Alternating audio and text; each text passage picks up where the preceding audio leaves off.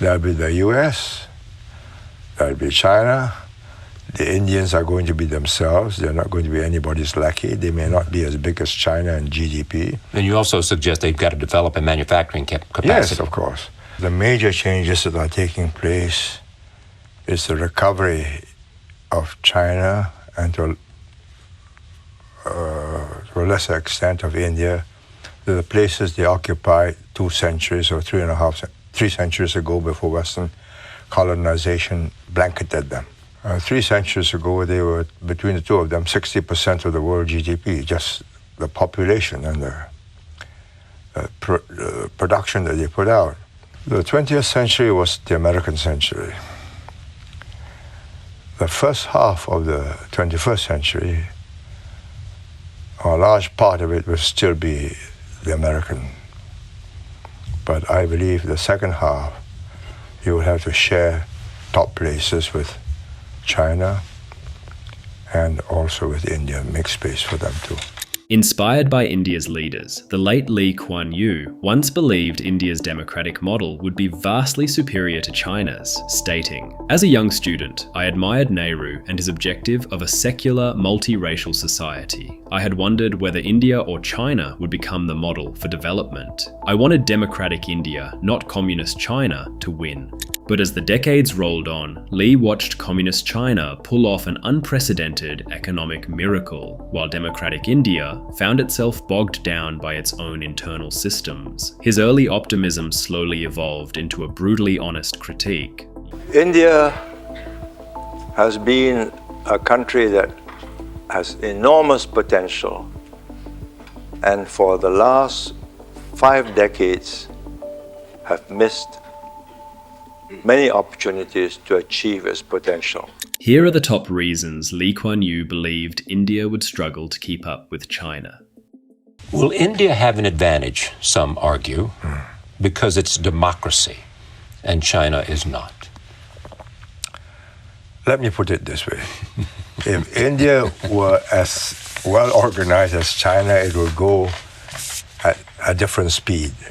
But it's going at the speed it is because it is India.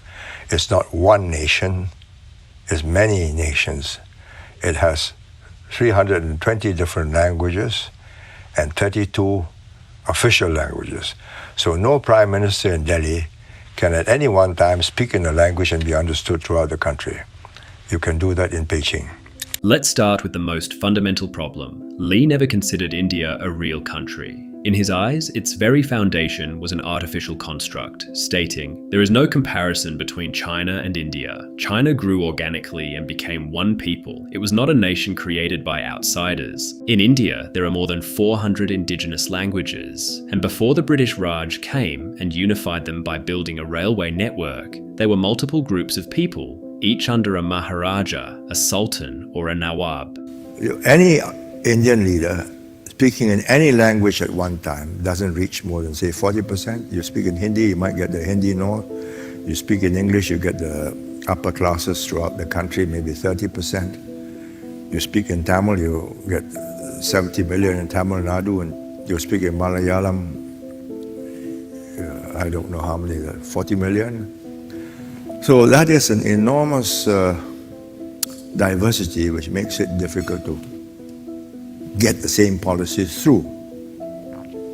And you can see that after each election you get a tussle of how to form governing coalitions. This diversity paralyzes the entire country and bleeds straight into its politics, creating a gridlock that Lee contrasted sharply with Beijing. The difference between India and China is stark. In India, Delhi can say, do that. But the chief minister says, you're not appointing me, I follow you. It's my voters who will make me the chief minister in the next election. So I say, yes, of course, but I don't do it.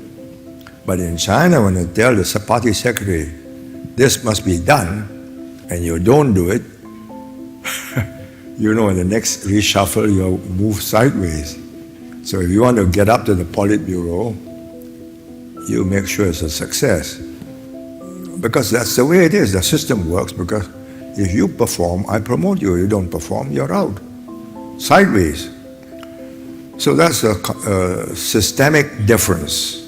Furthermore, India's diversity creates a culture of endless debate, where politics always comes before results. Lee compared India to China again, stating, "One country gets things done. The other talks incessantly, but seldom finds the will or ability to get up and go. India simply does not have the same push or the singleness of purpose that you see in China." Lee even saw this cultural trait play out inside his own government in Singapore, stating, "You will notice the Indians have a different tradition. They love contention, they love argument, so the majority of our opposition have always been Indians." But there is a far more dangerous consequence to India's diversity, where politicians start weaponizing identity just to survive. Lee watched this play out firsthand under Prime Minister Indira Gandhi, stating, "A sad chapter in her many years in office was when she moved away from secularism and to win the Hindu vote in North India, consciously or otherwise, brought Hindu chauvinism to the surface. It was to lead to the recurrence of Hindu-Muslim riots, the burning and destruction of the ancient mosque at Ayodhya, and the emergence of the BJP. If you read Mark Tully on his book on India, he's the BBC correspondent in India, he points to Mrs. Indira Gandhi as the person who made India more Hindu.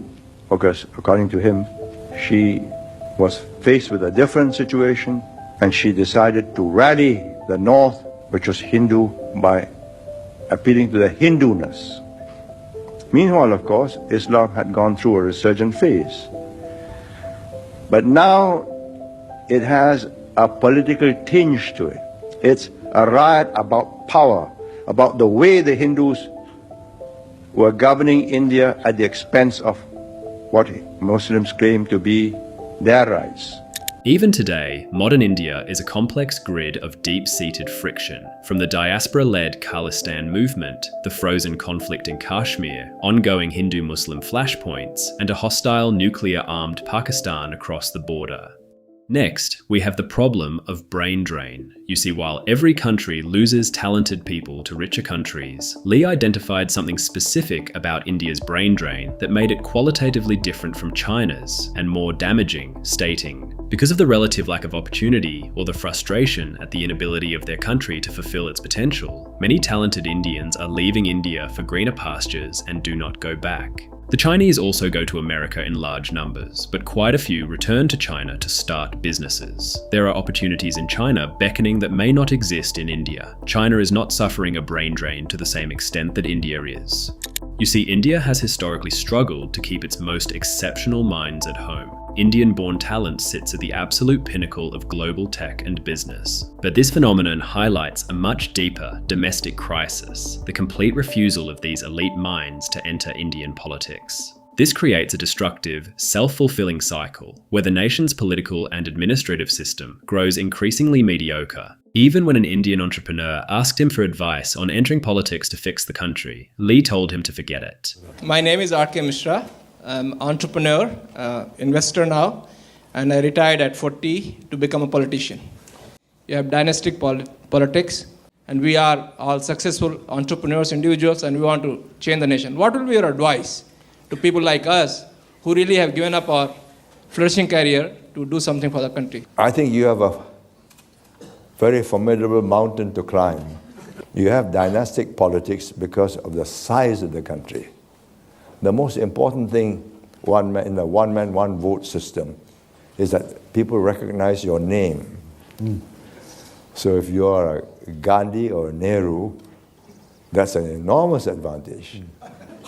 If I were an Indian and I were an entrepreneur, I think I will try and be a Tata or a Birla or an Infosys. Because I met your Infosys chairman in Bangalore. I spent an hour talking with him. I said, you should bring those skills into government. Be a minister. Change that ministry the way you've changed this. He laughed at me. He didn't think it was doable. And he's dealt with the government. He knows. And this is a gargantuan bureaucracy that moves in a very measured, elephantine way. I was thinking to myself, only India had such ministers and changed the ministries, you'd be making the kind of progress that you deserve. Which brings us to India's democratic bureaucracy. You see, to hold the country together, India's constitution divided power between the central government and regional states. But this created a democratic trap. Power belongs to whoever has the most votes, and in India, the majority of voters are rural. When Lee was asked how to transform Mumbai into a global financial powerhouse, the answer he received from Indian officials was a stark reminder of the democratic trap. Then you have the problem of the constitution. If you want Bombay to become like Shanghai, Pudong, then you make it a self-governing unit, which the Chinese have done in Shanghai, in Tianjin, in Chongqing, and a few other cities recently. Then they deal direct with the central government. The central government gives them the funds for the infrastructure, and the revenue is shared with the central government, not with the... Shanghai doesn't share revenue with either Jiangsu or Zhejiang or any of the neighboring states. It shares it with the central government. And the central government has invested enormous sums of money to make it a dragon head that goes up the Yangtze River right up to the Tibetan mountains. So I said, do that. He looked at me and says, what will happen to my farmers? I said, you just got to deal with the central government. He says, no, the central government won't give me anything more. So 2 days later, I was in Delhi and I met the Prime Minister. I said, this problem can be solved. You see, China, make it an independent unit. The Prime Minister looked at me and said, you don't understand. I will never get this passed through Parliament. I said, why? You have to go to Parliament. Yes. He said, all this requires an amendment in the legislation, in the Constitution, and that requires a 2/3 majority or some in the central government and in the states. We'll never get it passed. So Bombay will always be at the mercy of the Maharashtra government, and the Maharashtra government, quite wisely, takes its revenue and gives it to the farmers because they are the people who voted them in. So until you break that chain, how do you break the chain? But more importantly, this system of voter pleasing directly fuels India's aggressive economic protectionism. Lee observed that while China built a hyper-competitive, world-class manufacturing industry, India's inefficient domestic companies remain too fragile to survive without government shields. The growing Chinese middle class is good for everybody, though. Oh, yes. It makes a consumer demand that everybody wants a piece of, Exactly. including India. I'm not sure, You're not sure India does? because they're scared of the competition. The Chinese have offered the Indians a free trade agreement. The Indians have not snapped at it, because then Chinese goods will go into India and compete, and the Chinese car will knock out the Maruti.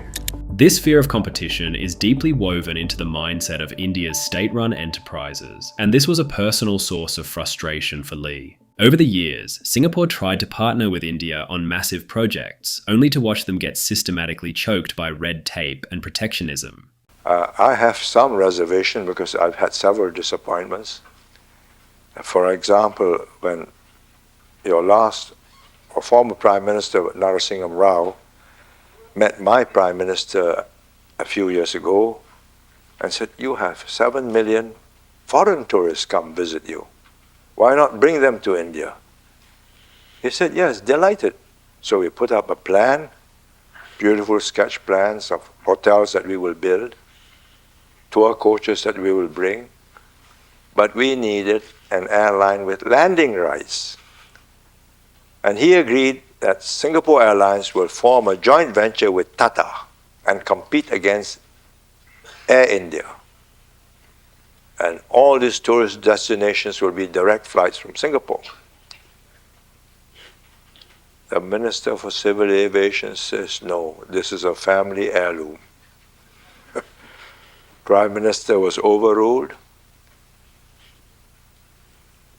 The plan is gathering dust for the last 5 years. Now a new plan is out to sell Air India up to 40%. So Singapore Airlines is in discussions with Tata to buy 40%. I am tempted, it's not my business, but I was thinking of dropping a little note to the chairman of Singapore Airlines to say, does 40% give us management control? We're putting in, let's say, 20% of that 40%, and will be run around by Air India management and Air India unions. Where does it go? So why not start a new airline?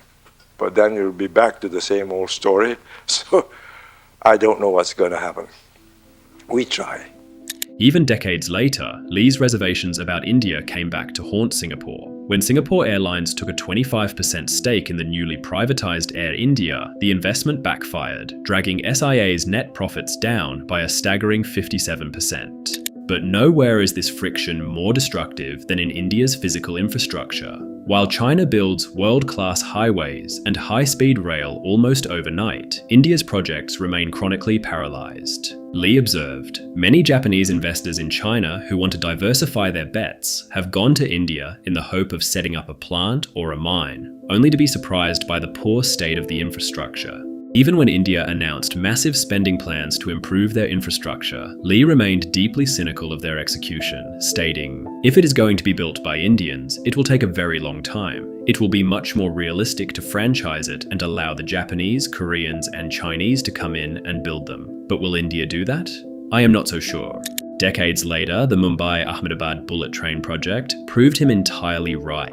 In 2017, India did exactly what Lee suggested, partnering with Japan to build a high-speed rail network, but the project has since been caught in a wall of political gridlock and land acquisition battles.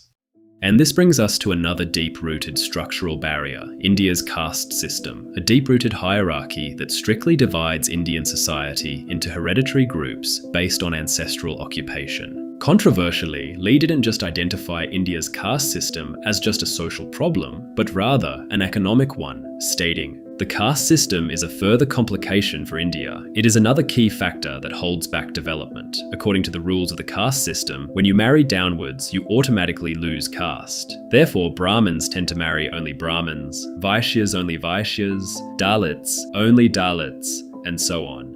Lee recounted a conversation during one of his visits to India, where a government minister explained just how ruthlessly these boundaries are enforced if a lower caste individual attempted to marry a Brahmin.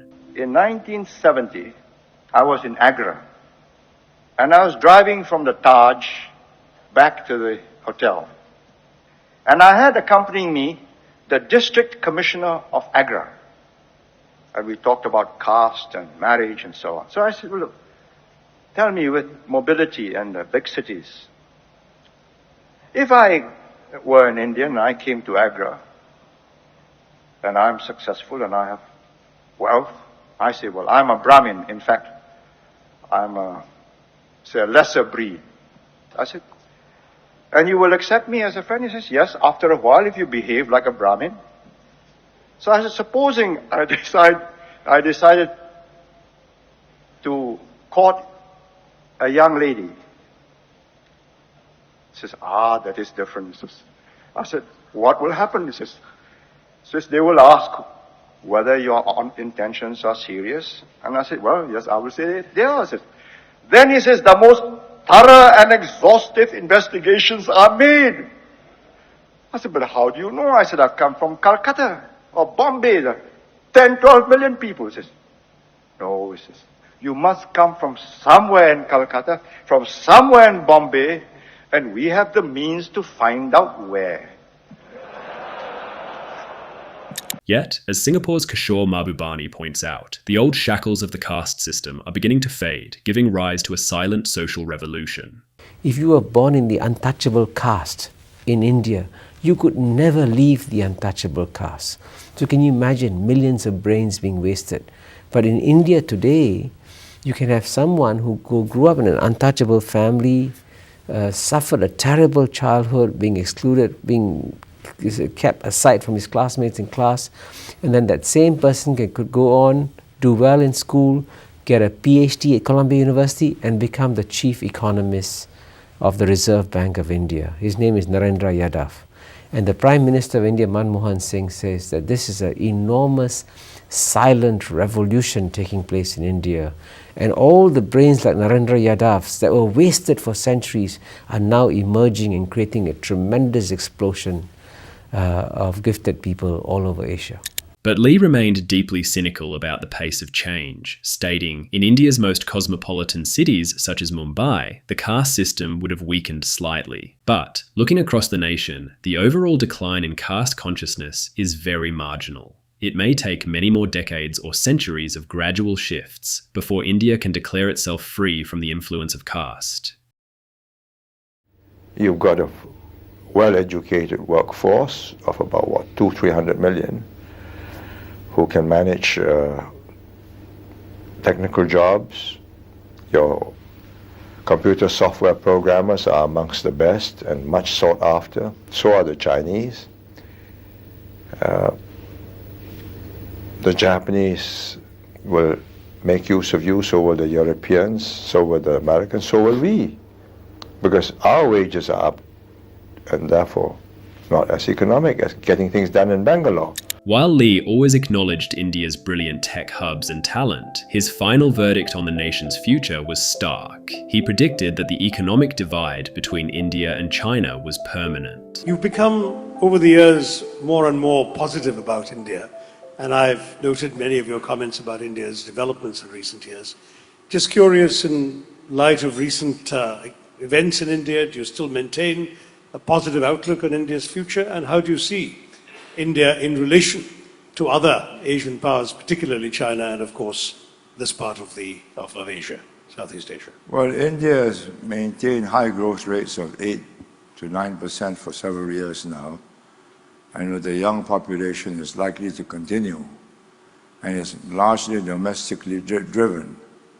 So I see that as going on, and that will keep the country relatively peaceful. But whether it will be a challenge to China is a different question. In fact, if you read the Chinese commentaries, they don't consider India as a rival.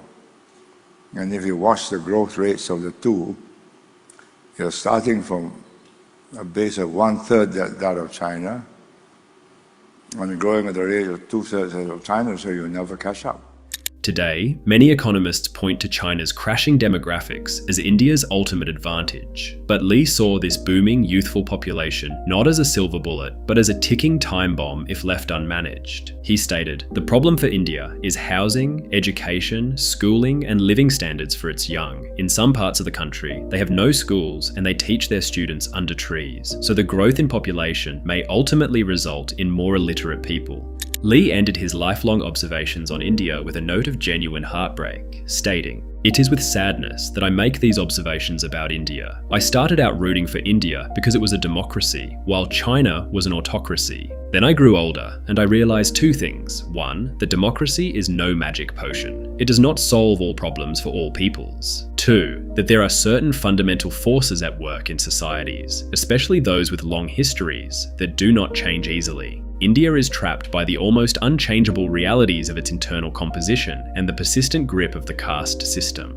Yet, despite these deep structural flaws, Lee didn't believe India would stagnate entirely. He recognized that sheer population size would eventually push India back to its historical position as a global economic heavyweight. It might not develop at the same pace as China, but it will grow, moving forward entirely at the beat of its own drum. I think despite all the failings, highly bureaucratic red tape, inefficient linkages between central and state governments, unwieldy coalitions in the center and unwieldy coalitions in the states. The progress is made is quite remarkable. 6, 7, 8% growth. In India, we deeply valued his friendship and his support for India's economic progress and a global role. He believed in India's potential more than many of us did. Personally, he was a source of inspiration for me. His achievements and thoughts give me confidence in the possibility of India's own transformation. The people of India share this nation's grief over the loss of its founding father and leader. We are observing a day of public mourning in India today in honor of the departed leader and the deep bonds of friendship that we share with Singapore. I bring here today the condolence and prayers of the people of India. Thank you.